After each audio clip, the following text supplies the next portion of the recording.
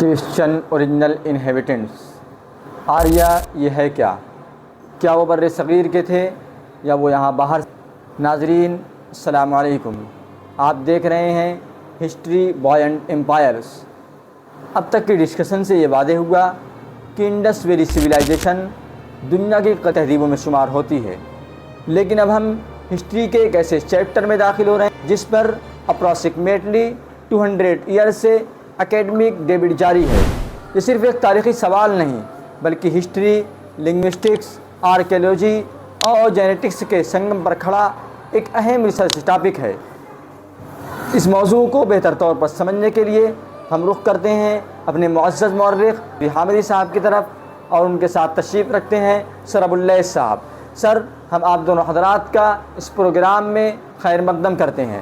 سر، سب سے پہلے یہ بتائیے کہ آریہ یہ ہے کیا؟ آریہ کے حقیقی میننگ کیا ہے؟ بہت شکریہ سر۔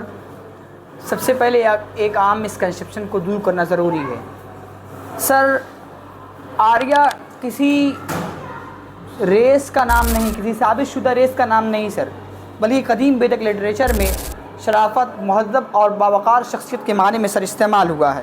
سر، 19ویں صدی عیسوی میں یورپی لنگوسٹکس نے سنسکرت، یونانی اور لاطینی زبانوں کے درمیان حیرت انگیز سملیرٹی دیکھی، جس کے بعد آرین مائگریشن تھیوری سر سامنے آئی۔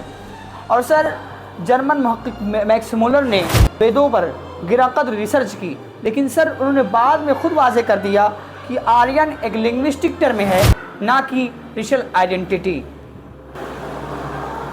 سر ابواللیث صاحب، بہت دلچسپ وضاحت سر، لیکن آج سوشل میڈیا پر دو مختلف نیریٹیو سننے کو ملتے ہیں۔ ایک طبقہ یہ کہتا ہے یہ بات 100% پروف ہو چکی ہے کہ آریہ باہر سے آئے تھے، جبکہ دوسرا طبقہ اس نظریے کو مکمل طور پر مسترد کرتا ہے۔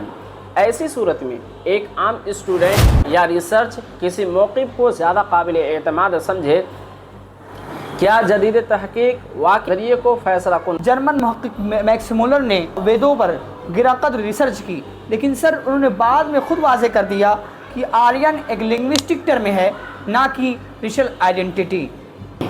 بہت دلچسپ وضاحت سر، لیکن آج سوشل میڈیا پر دو مختلف نیریٹیو سننے کو ملتے ہیں۔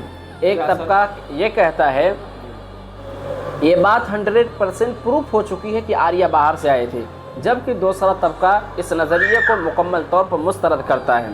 ایسی صورت میں ایک عام اسٹوڈنٹ یا ریسرچ کسی موقف کو زیادہ قابل اعتماد سمجھے، کیا جدید تحقیق واقعی کو فیصلہ کن طور پر ثابت کر چکی ہے یا ابھی بھی علمی دنیا میں اس پر اختلاف سر، یہی وہ مقام ہے جہاں ایک ذمہ دار ہسٹورین کو انتہائی احتیاط سے گفتگو کرنی چاہیے۔ سر، بات یہ ہے کہ فی الحال دو بڑی تھیوریز موجود ہیں۔ کیا سر؟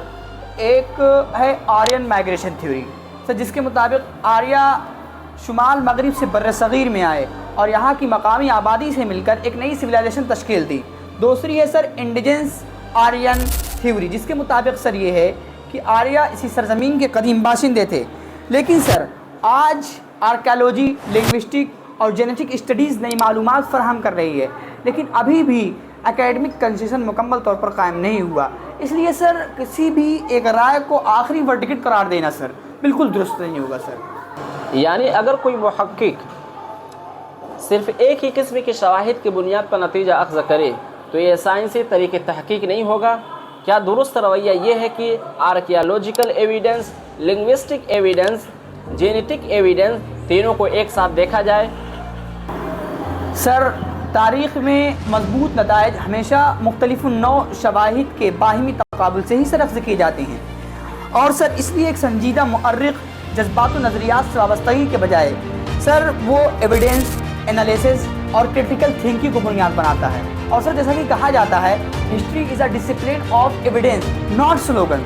سر اس کا مطلب یہ ہے کہ ہسٹری اور تاریخ نعروں سے نہیں بلکہ تحقیق، تنقید، تجزیہ اور منقبر شواہد سے لکھی جاتی ہے سر۔ بہت دلچسپ وضاحت سر۔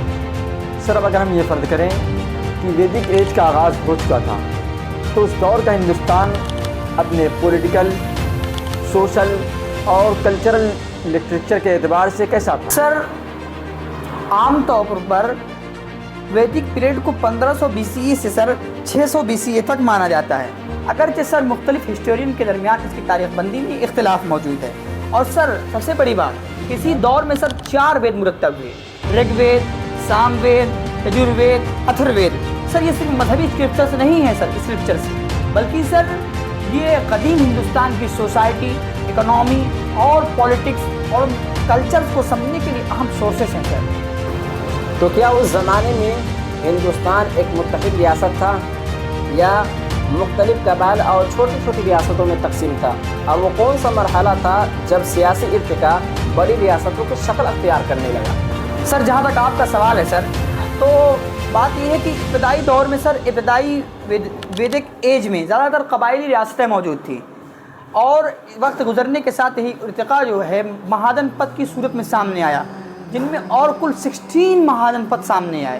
ان میں سب سے نمایاں کوشل، مگدھ، وتس، انتی ہیں سر، اور یہی پولیٹیکل ایولیوشن ہے جو آگے چل کر ہندوستان کے عظیم امپائر یعنی موریان امپائر کے قیام کی سر بنیاد بنی سر۔ یہ یعنی سر ہم یہ کہہ سکتے ہیں کہ ویدک دور صرف مذہبی یا ثقافتی تبدیلیوں کا زمانہ نہیں تھا، بلکہ اسی دور میں ہندوستان کی سیاسی اتحاد کی بنیاد بھی رکھی گئی، جس کا نقطۂ عروج موریہ سلطنت کی صورت میں سامنے آیا۔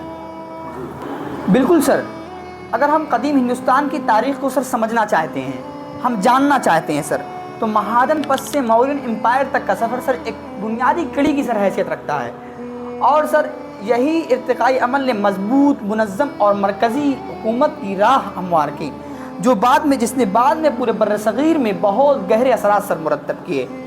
بہت خوب سر، یعنی اب اگلے چیپٹر میں ہم بر صغیر کی عظیم امپائر سے شروع ہونے جا رہا ہے، یعنی اب ہم ملاقات کریں گے ایک ایسی غیر معمولی پرسنالٹی سے جس نے بر صغیر کی منتشر ریاستوں کو متحد کر دیا، ایک مضبوط سینٹرلائزڈ امپائر قائم کی اور ہندوستان کی پولیٹیکل ہسٹری کا رخ ہمیشہ کے لیے بدل دیا، جن کا نام چندر گپت موریہ ہے۔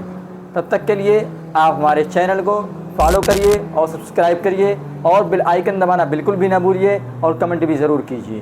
ملتے ہیں اگلے ایپیسوڈ میں چندر گپت موریہ کے ساتھ۔